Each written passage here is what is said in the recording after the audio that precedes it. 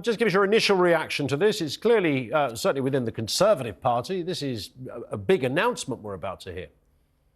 Well, it depends on what they do precisely, but absolutely what's been trailed is very positive, that the minimum wage at which a visa would be granted would be increased from £26,000 a year, which is about 20 to 25% less than the median wage, to somewhere between 35 and 40,000 pounds a year.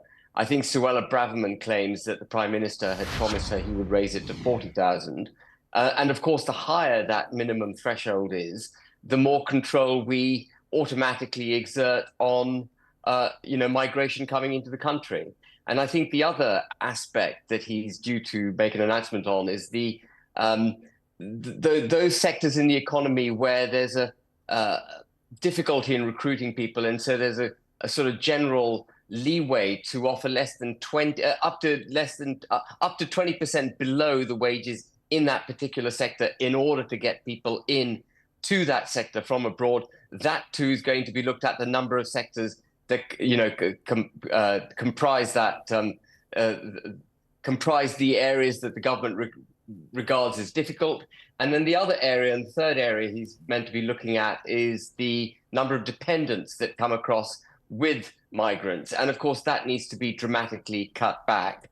I think for the NHS, for example, last year, I think about 140,000 people joined from abroad for the NHS, but brought something like 170,000 dependents with them. So, of the gross migration figure of 1.2 million, that is a very, very significant proportion. Indeed. About a quarter of it.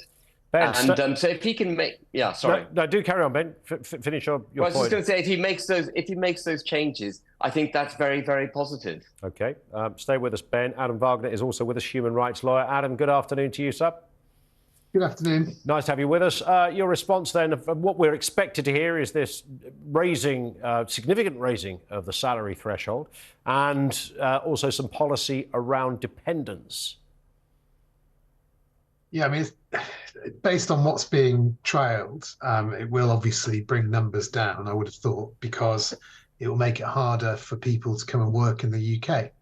And obviously the cost of that, probably the literal cost, is that it'd be harder to fill the jobs that are needed in the UK economy. And it's hard to say whether that will be that they will be filled from the UK or not.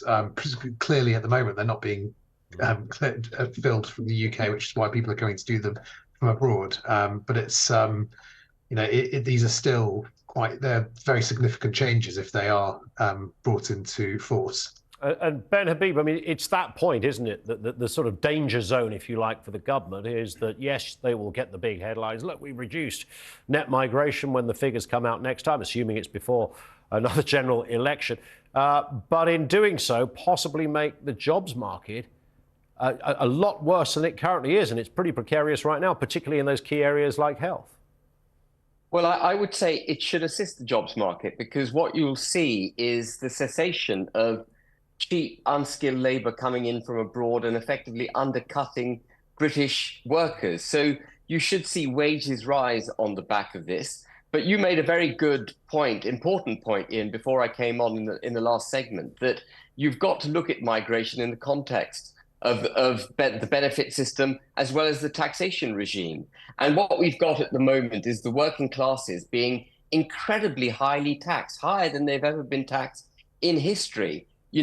Another 4 million people are forecast to be dragged into the tax net as a result of the threshold of £12,500, the income tax-free threshold of £12,500 being frozen until 2028. And of course, if you keep taxing people when they work and it no longer pays to work, then they are more likely to go on benefits. You have a broken labour market, which we've got at the moment, 6.1 million people claiming universal credit to a greater or lesser extent, and then you need much more migration.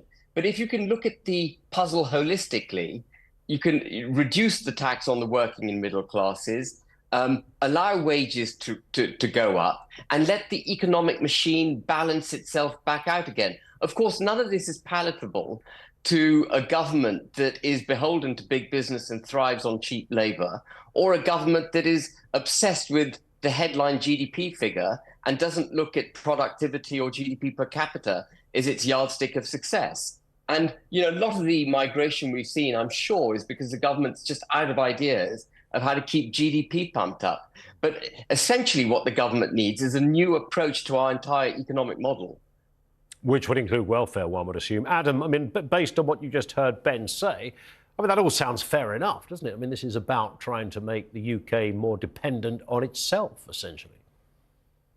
I mean, I suppose that if you generally believe there should be less immigration, you'll generally think that those policy that bringing in less workers will lead to things like sorry to interject, Adam, but benefits. Wouldn't most people rather you filled vacancies domestically than having to import people from other countries? Would that not be a default setting for most people? Ideally, jobs go to people who are already in the country because it's expensive to bring people in. But I suppose the only objection I have to one of the objections I have to what was previously said is these are skilled workers. These aren't unskilled workers that the salary level is going to be increased by, and it's going to be increased by a very large amount, apparently by about £10,000. And that will, I mean, look, undoubtedly that will stop people coming, as will the block on dependents, which is another potential policy going to be announced. But it's also going to make it much more difficult for people to hire. So I suspect that